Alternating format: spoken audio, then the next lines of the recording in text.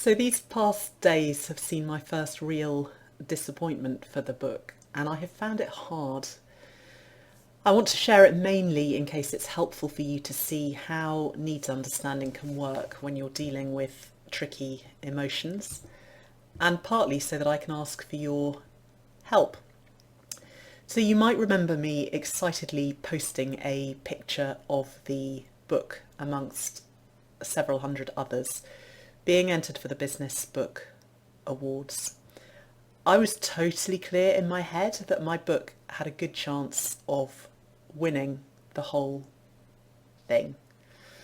I sat down with my daughter to watch the shortlisting, which is the very first sift, and the list was read out, and Why Weren't We Taught This wasn't on it.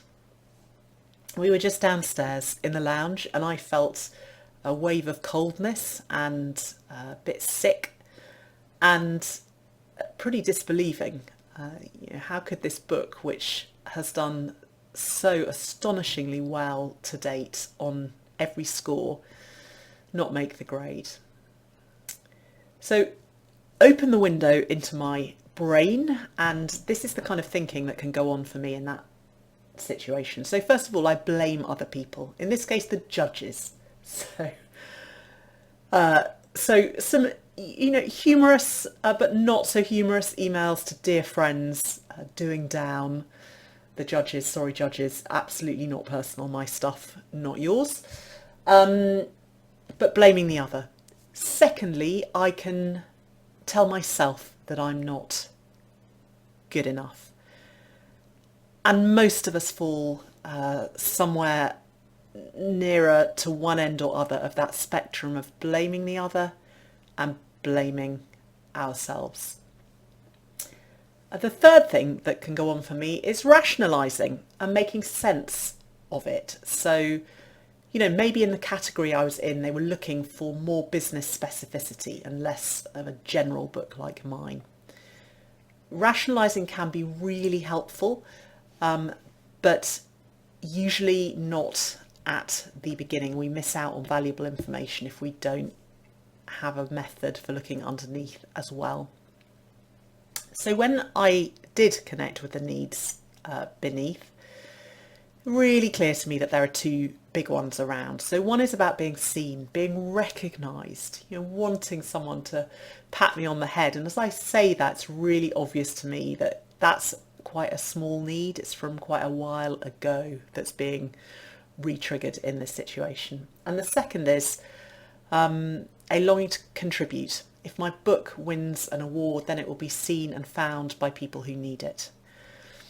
What do I do with that? Well, the being seen, it's a bit of a relief to notice it. If I know it's there and I recognise it and I allow it, then I'm less likely to react unconsciously from it and find ways of being recognised for the sake of it, not helpfully for the book, or actually ultimately helpfully for me.